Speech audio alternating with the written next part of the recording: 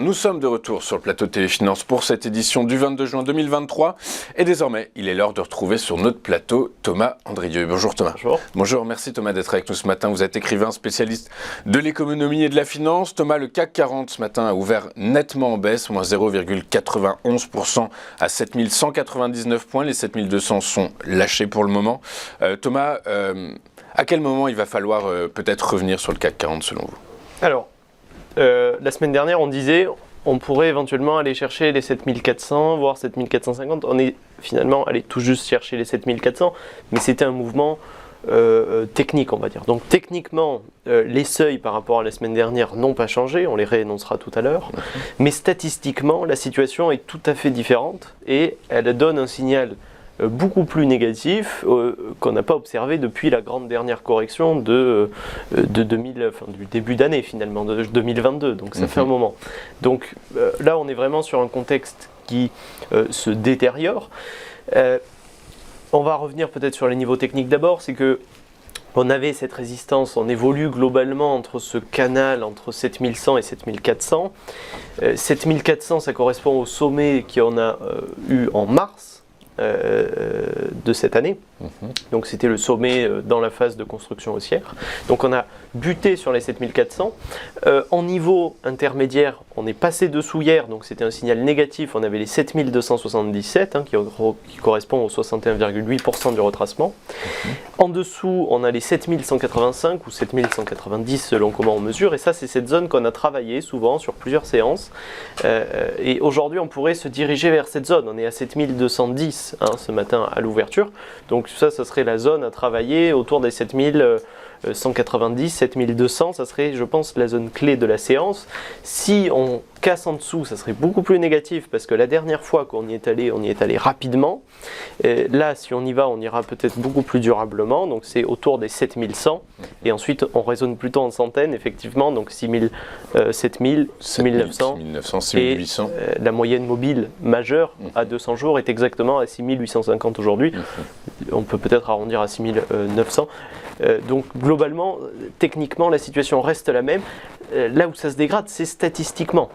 Qu'est-ce que vous entendez par statistiquement, Thomas ? Alors, quand on étudie tout simplement les variations, alors on a en bas le graphique du CAC 40 et en haut ce que j'appelle les variations cumulées. Alors, c'est simple à comprendre, c'est-à-dire que lorsque la courbe en rouge repasse sous zéro, c'est que les variations baissières reprennent le dessus sur les variations haussières.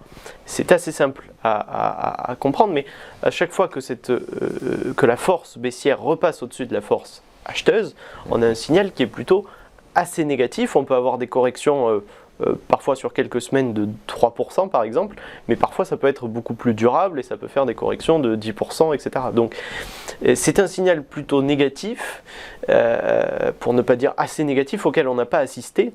Et il faut dire aussi que, c'est ce qu'on dit depuis le début, c'est que la phase de construction haussière depuis octobre 2022, elle s'est construite au début avec une hausse de la force statistique, mais très rapidement, dès janvier 2023, on avait un épuisement de la force statistique et aujourd'hui, effectivement, on se retrouve avec cette validation de divergence et on a hésité ces dernières semaines à casser, à pas casser. On a essayé de rebondir sur cette ligne du zéro et finalement, on casse à la baisse cette ligne du zéro. Ça veut dire que la force vendeuse reprend absolument le dessus sur la force acheteuse et donc ça, c'est pas un signal qu'il y avait la semaine dernière, mais c'est pas non plus un signal très encourageant pour la suite des choses.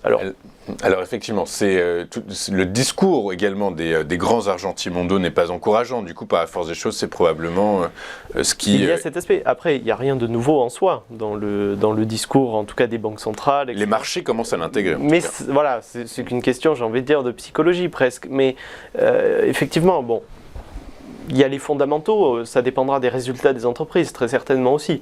Donc il faudra suivre ça avec attention, mais globalement, sur une phase haussière de ce type, avec 3 sommets, où on a du mal à générer un 4e sommet, là, effectivement, c'est un signal qui est plutôt pessimiste. Alors effectivement, la zone des 7000, ça pourrait être le grand support majeur. Comme on a dit, on a les seuils intermédiaires énoncés. Mais voilà, on va jouer autour de ces seuils et si, donc là on peut clairement envisager un mouvement correctif. Bien sûr, ça fait beaucoup de séances de baisse quand même depuis sur cette semaine, donc on peut très bien avoir un rebond intermédiaire. Mais en tout cas, d'un point de vue statistique, on entre dans un nouveau paradigme qu'il faut suivre de près.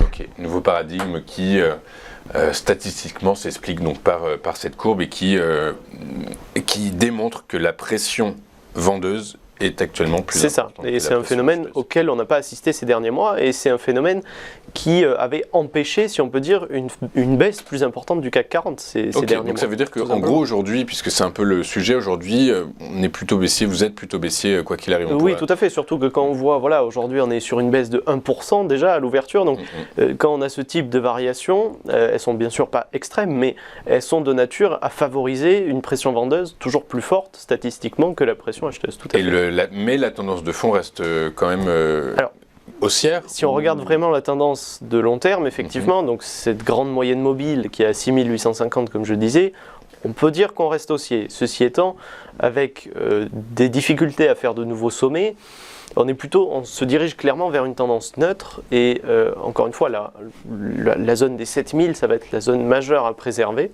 On peut être sur un simple mouvement correctif, mais encore une fois, vu la configuration actuelle, ça n'encourage pas des bons mouvements pour fin juin ou le début de l'été. Enfin, on y est aujourd'hui, mais nous y étions hier. Nous étions hier. Mais enfin, voilà pour ce qui est de la situation statistique. Ok, très clair. Merci beaucoup Thomas pour votre analyse, pour votre œil, pour ces explications qui sont nouvelles et extrêmement intéressantes. Thomas Andrieux, spécialiste et écrivain et spécialiste de l'économie et de la finance. Merci Thomas d'avoir été avec nous.